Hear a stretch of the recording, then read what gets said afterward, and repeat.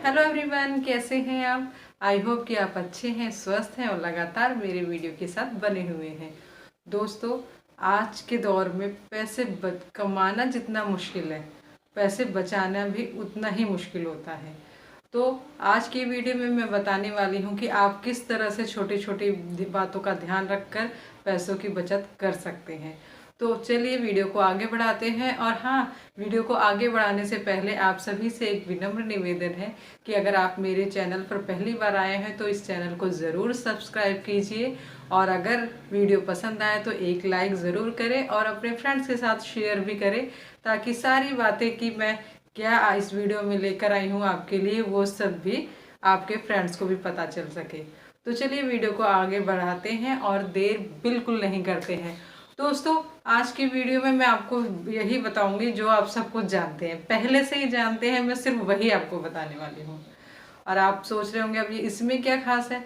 तो खास यह है दोस्तों कि देखिए, आप सब जानती हैं, हमारी हाउसवाइफ घर की महिलाएं सब जानती हैं कि पैसों की बचत कैसे की जाती है। लेकिन पैसे छोटी छोटी तरीकों से कैसे की जाए। आपको पैसे बचाने हैं और उसको गंवाने नहीं है। कुछ पैसों की कटौती अपने घर खर्च में से करके थोड़े पैसे सेव करती हैं, ये बहुत ही अच्छी आदत है।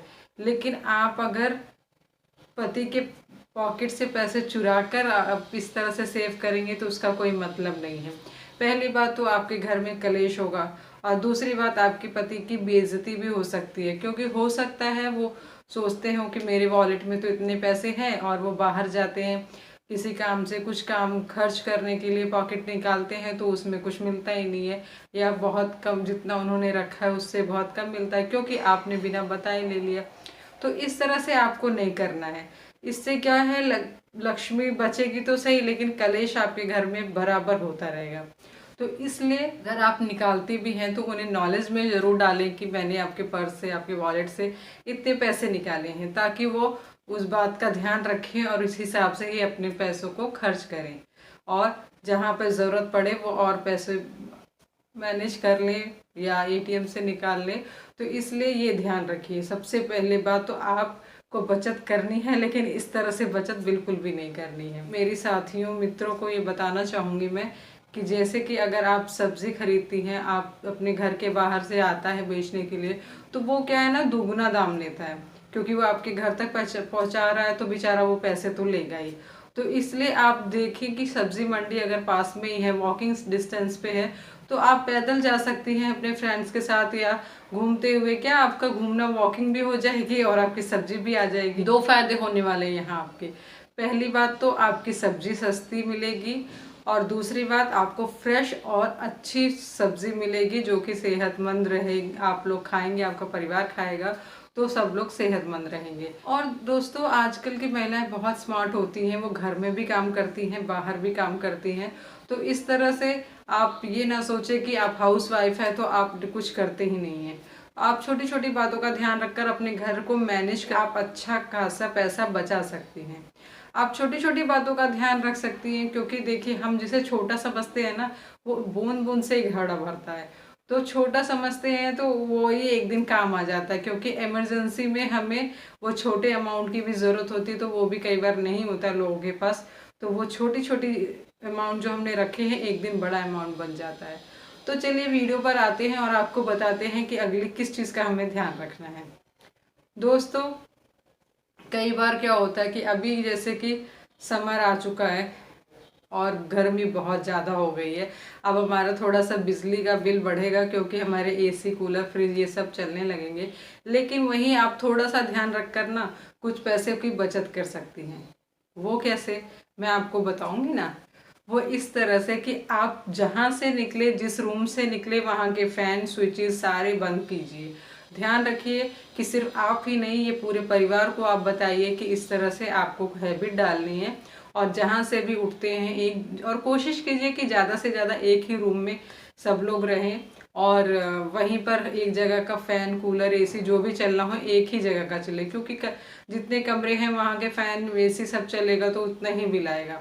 ऐसा पॉसिबल तो नहीं है, पर कोशिश ऐसा कीजिए तो हो सकता है, तो वहाँ से कुछ पैसे बचेंगे। अगर आप चाहते हैं कि आपके थोड़े पैसे और बचे, तो आप कपड़े तो धोती हैं, तो उसमें भी आपके पैसे बचेंगे।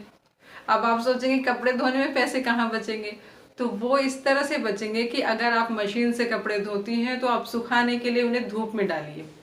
आप भगवान ने जो हमें ड्रायर दिया है वो यूज़ कीजिए। बहुत बड़ा ड्रायर बनाया है भगवान ने, तो आप समर में बहुत धूप आ रही है, आप चाहें तो वहाँ पे कपड़े सुखा के कुछ पैसे बचा सकती हैं। अगर आप धूप में कपड़े सूखने के लिए डालती हैं तो आपके कुछ पैसे वहाँ से भी बच जाएंगे, प्लस सारे जर्म्स जितने होते हैं कपड़ों में वो भी धूप में मर जाएंगे। तो इस तरह आप इन बातों को भी फॉलो कर सकती हैं और कुछ पैसे बचा सकती हैं। अगला जो हमारा पॉइंट है कि आप पैसे कहाँ से बचाएं, तो वो है शॉपिंग करके। महिलाएं वो बहुत खुश हो गई होंगी शॉपिंग करके।